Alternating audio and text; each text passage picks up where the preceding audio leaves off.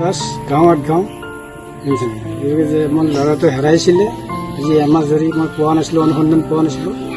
গতিকে তাৰ পৰা এই অনুসন্ধান পালোঁ, যে পাই পেলাই ছাৰক জনাই দিলোঁ, দিগন্ত দাক জনাই দিয়াত মানে মোক ল'ৰাটো সুস্থ কৰিলে, পাৱনি কৰিলে।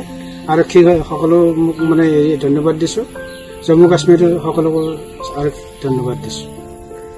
দাদা ডাঙৰীয়াকো ধন্যবাদ জ্ঞাপন কৰিছোঁ।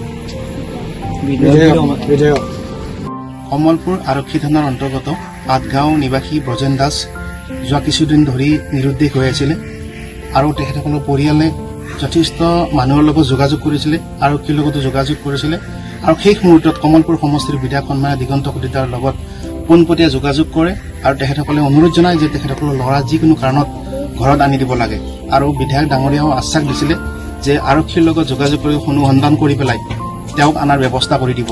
আৰু পিছত সম্ভেদ পালে যে জম্মু কাশ্মীৰৰ পুলৱামা ডিষ্ট্ৰিক্টৰ ৰাজপুৰা থানাৰ অন্তৰ্গত তাতে আছিলে আৰু তাত মোক তাৎক্ষণিকভাৱে নিৰ্দেশনা দিলে আৰু মই আৰু কমলপুৰ আৰক্ষী থানাৰ SI সোণোৱাল ডাঙৰীয়াই আমি বিধায়ক ডাঙৰীয়াৰ সম্পূৰ্ণ নিৰ্দেশ খৰচত আমাক পঠোৱা হয় আৰু আমি তেখেত ব্ৰজেনক শৰীৰে সুস্বাস্থ্যই আমি ঘৰত আমি চমজাই দিওঁ। আৰু এইখিনিতে এই মুহিমৰ লগত অংশীদাৰ কৰাৰ কাৰণে সন্মানীয় বিধায়ক ডাঙৰীয়াক মই বহুত বহুত ধন্যবাদ জ্ঞাপন কৰিছোঁ আৰু ধন্যবাদ জ্ঞাপন কৰিছোঁ অসম আৰক্ষী আৰু জম্মু কাশ্মীৰ আৰক্ষীক।